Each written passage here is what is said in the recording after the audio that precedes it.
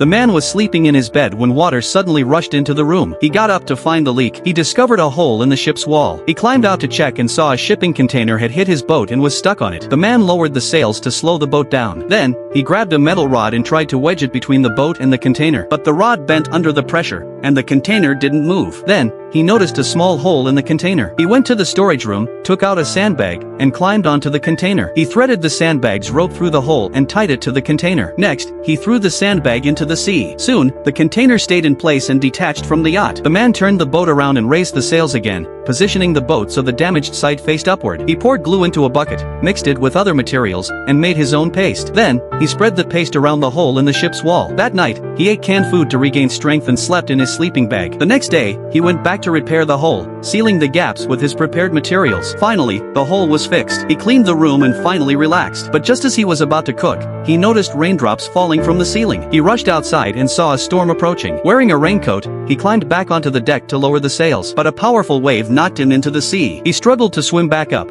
climbed onto the boat, and hid inside to recover. However, the storm rocked the boat violently, and he hit a pillar, knocking him out. When he woke up, he saw new cracks in the ship's wall. He had no choice but to take shelter in the life raft and wait for the storm to pass. The next day, he returned to the boat, only to find it completely flooded. He had to abandon the ship. He grabbed canned food from the cabinet and dove underwater to retrieve the emergency beacon, but the beacon was broken. He pulled out a nautical chart, marked his coordinates, and tried to find the nearest shipping route. That night, the storm returned. The life raft couldn't handle the waves, and water kept pouring in. He climbed to the top of the raft to stay above the water. Late at night, he noticed the raft had drifted into a shipping lane and a cruise ship was passing by. He fired a flare into the sky, but the ship didn't stop. Refusing to give up, he tore pages from a novel, crumpled them, and threw them into a box. Then, he lit the paper on fire, but the flames spread out of control, setting the life raft ablaze. He tried to put out the fire but accidentally fell into the sea. In the end, he gave up hope and sank beneath the waves,